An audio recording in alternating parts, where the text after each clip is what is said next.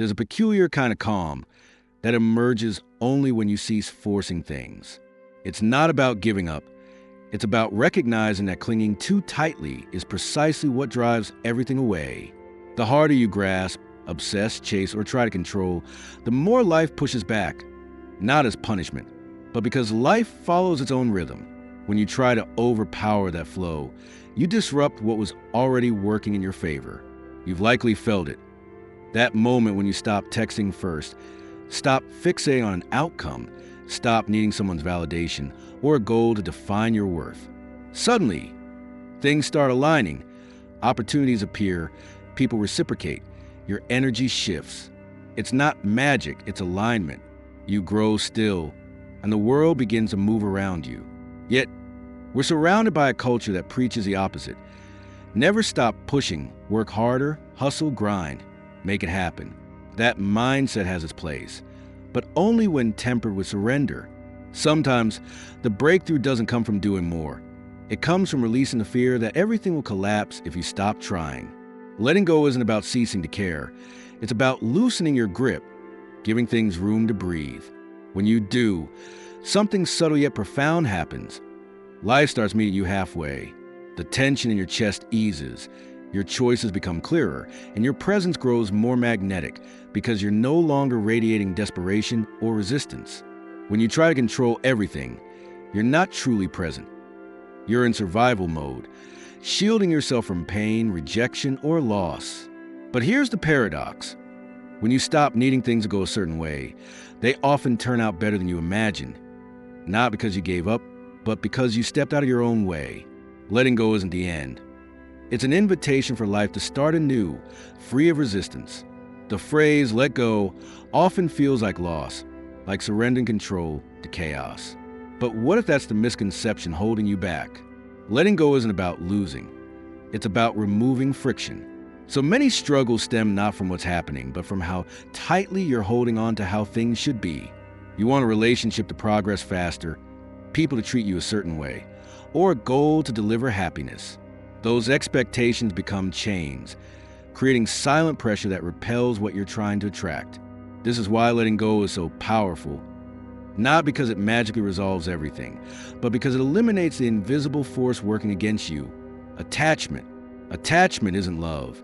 It's fear masquerading as effort. It whispers, if I don't keep pushing, it'll all fall apart. Ironically, that push often causes a collapse. You can love deeply and still let go. You can desire something fiercely, yet release the obsession. When you detach your identity from the outcome, you move with peace, not panic. Instead of asking, how can I make this happen? You start asking, what would this feel like if I weren't afraid of losing it? That question dissolves pressure, creating space for freedom. Your nervous system calms, your interactions lighten, and others feel less suffocated. Your intuition sharpens, and without realizing it, you stop chasing and start attracting. Letting go isn't passive. It's not about sitting back and doing nothing. It's a deliberate internal choice to release the tension you've been carrying and trust that what's meant for you won't need force to stay. You still take action, you still show up, but it's no longer tangled in desperation or fear. You act from clarity, not chaos, and that clarity transforms everything. Many misunderstand letting go, thinking it means they can't care anymore, that it's about becoming numb or indifferent. But that's far from the truth. Letting go demands a rare inner strength, releasing control while holding on to intention. You still want the relationship, the healing, the vision, but you no longer need it to fill a void inside you. That shift changes the dynamic entirely. When you cling, you're subtly telling yourself you're not enough without that thing, that your worth or peace depends on it. The universe mirrors that energy back. You chase love, it flees. You grip the future, it resists. You obsess over healing, it slips away. Not because you're unworthy, but because your attachment blocks the process. You're planting seeds while stepping on them. Letting go breaks that cycle. It clears the noise, creating internal space where alignment begins, not through luck, but because you're no longer distorting the signal. It's like tuning a radio, twist the dial too hard, and you miss the station. But with a steady hand and a calm mind, the signal comes through clearly. That's how life works. Stop micromanaging and creativity flows back. Stop controlling the journey, and your natural rhythm, buried under anxiety, resurfaces. That rhythm is magnetic. People sense it, life responds to it. You feel lighter, more grounded, less drained. And once you stop forcing things, they start falling into place. Not because you gave up, but because you got out of your own way. Here's what's rarely said. Letting go doesn't always feel peaceful at first. It can feel like grief, like releasing the illusion of control or stepping away from people, outcomes, or ideas you thought were vital to your happiness. There's fear. Fear you're giving up too soon, that without your effort, everything will crumble, or that loosening your grip means you don't care. But that fear is just your mind adjusting to silence. When you let go of the noise, you're left with yourself. And for many, that's what they've been avoiding. This is where true alignment starts, not in the external world, but in your inner dialogue. You begin to see how many actions were driven by fear. Fear of being forgotten, left behind, or not being enough. Letting go lets those beliefs surface, giving you the chance to rewire them. Without distractions, you hear yourself clearly.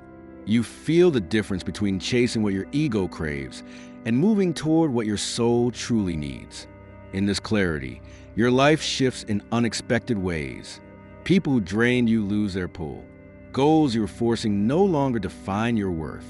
Rest stops feeling like laziness. It feels like alignment. You don't need to prove yourself anymore.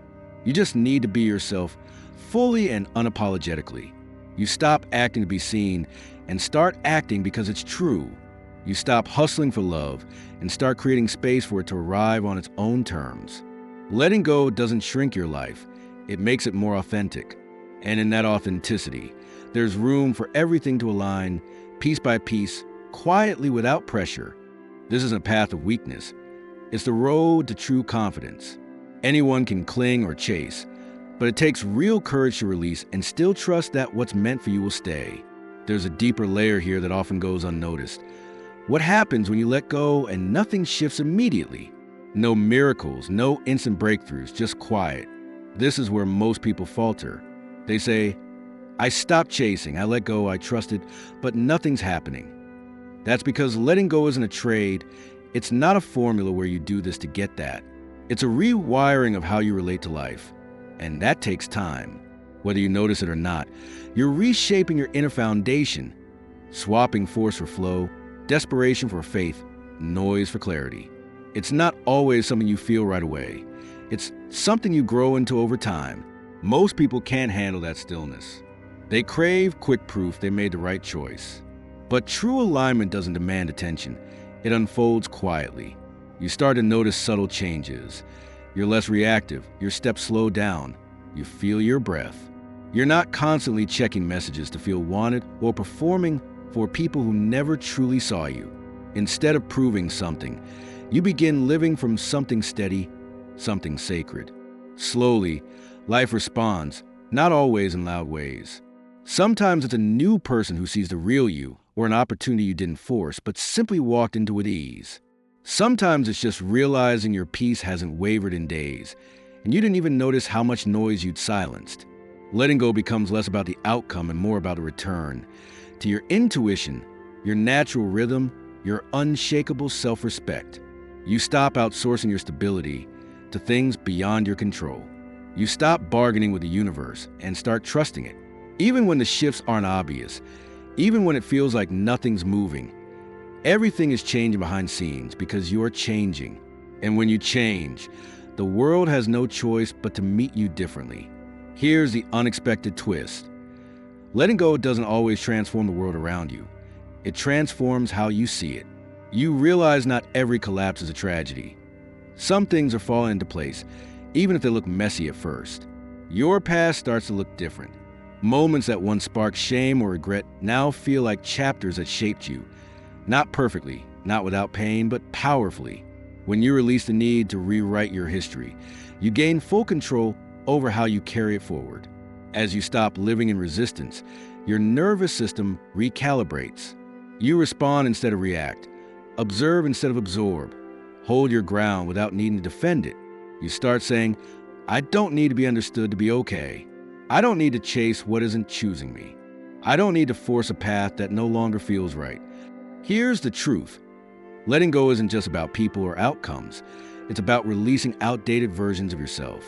The you that craved validation, tied your worth to achievements, overextended to feel needed, or stayed silent to be liked. When you let go of that self, the world reflects something new. You stop being drawn to the same chaos, engaging the same emotional games, or begging for love, opportunities, or clarity, because you're already embodying them. That's when alignment begins, not because the world changed, but because you stop disrupting your own flow with overthinking, overgiving, or overcontrolling. Suddenly, what's meant for you feels effortless. Conversations flow, connections deepen, ideas spark naturally. You're not entering rooms trying to be enough. You walk in knowing you already are. There's one crucial piece people often overlook. Letting go isn't just about detaching from others. It's about detaching from the timeline you thought your life should follow. That mental schedule telling you where you should be, who you should be with, or how your story should look. It's not truth. It's conditioning. As long as you measure yourself against that imaginary deadline, you'll always feel behind. But when you release that pressure, something profound happens. You start living in real time, meeting life where it is, not where you think it should be. That's where true alignment starts. Not in your plans, but in your presence. You stop needing constant signs that things are working. You stop asking the world to reassure you. You become your own reassurance. In that space, you rediscover the magic in small moments, an effortless conversation, an idea that lands perfectly, a quiet moment where your chest isn't tight. You realize alignment isn't a finish line. It's a byproduct of trust. Trust in yourself, your path, and life's timing, even when it's slower than you'd like. The less you chase outcomes, the more you savor becoming. Not because everything's perfect, but because you're no longer resisting it. So here's your challenge. Let go, not to lose, but to align. Not to run, but to return to yourself. You don't need to prove your worth. You need to feel your peace. When you're rooted in that, everything shifts. If this resonates, don't just move on. Drop a comment, even a single sentence, to let someone scrolling know they're not alone. Your story could be the mirror someone needs to feel seen. And if you're ready to leave the noise behind and live with clarity and alignment, subscribe. This is only the beginning.